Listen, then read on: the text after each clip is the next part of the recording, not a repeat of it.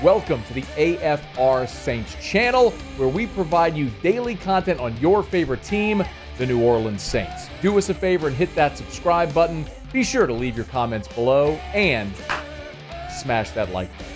Who dat? And Jimmy Graham gave an interview to Kat Terrell over at ESPN.com, and he's training for that Arctic Ocean row event that he's doing next summer. If you didn't hear about this, he and a group of others are going to spend it's a 4-person team. They're going to try to row across the Arctic Ocean next summer and break the world record of 15 days, 5 hours, 32 minutes. So he's currently training for that. We know that after the season, Jimmy Graham put on his Instagram this sort of farewell to the New Orleans Saints.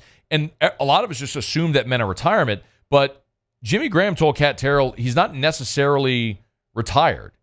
He said, quote, "I don't have any expectations. I just want to make sure when I retire, it's as a Saint. And it's when they want me to. I'll just make sure I give them a call and see exactly when they want me to retire, and then I'll end up doing it." Jimmy Graham's about to be 38 years old. I mean, this is such an incredible outlier. You realize that? Like, Jimmy Graham is not going out on his own terms. He is saying point blank, I will retire when the New Orleans Saints tell me to retire. I'm going to retire as a Saint, and I will only play for the Saints, and if they want me back, I'll come back, and if they tell me to retire, I'll go ahead and retire. That's kind of incredible, especially, and this is why it really hit home, how easy it would be for Jimmy Graham to be bitter. He was on a Hall of Fame pace in New Orleans with Drew Brees.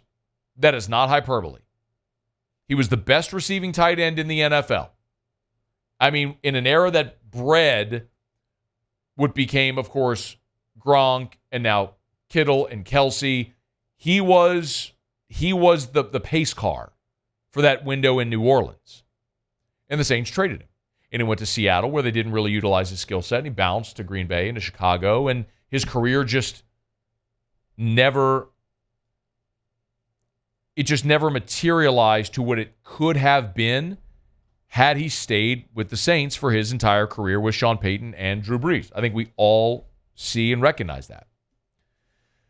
And how easy it would be to look back with regret, with bitterness, with resentment because of how that all transpired. And a lot of it was rooted in the fact that Jimmy Graham, when he was franchise tagged, wanted to be tagged as a receiver, not a tight end, because he wanted to get paid. Maybe he got bad advice, or maybe it was good advice. But ultimately, it led to Jimmy Graham not being a member of the New Orleans Saints anymore. And after 2014, going on this long, winding route through Seattle, Green Bay, and Chicago, where he spent 3 years in Seattle, 2 in Green Bay, 2 in Chicago, those 7 seasons away from New Orleans, then didn't play in 2022. So 8 years away, and then coming back last year. And even though he played in 13 games and had just 6 catches, 4 for touchdowns, by the way. How about you throw the ball to the giant guy in the red zone, who all he does is catch touchdowns. Like, it would have been so easy for him to just go a different route. But he came back here, said he would only play for the Saints, and now is saying he will only retire when the Saints tell him to retire. Like, he said, I'll give him a call, and I'll wait for them to tell me what to do. Like, brother, it's your life. You can do what you want to do. You can retire. But he said as long as the Saints want him to play, he'll play. And when they're ready for him to retire, he'll end up doing it. I mean, you want to talk about endearing yourself to a community forever? Jimmy Graham has done that. He'll be a Saints Hall of Famer.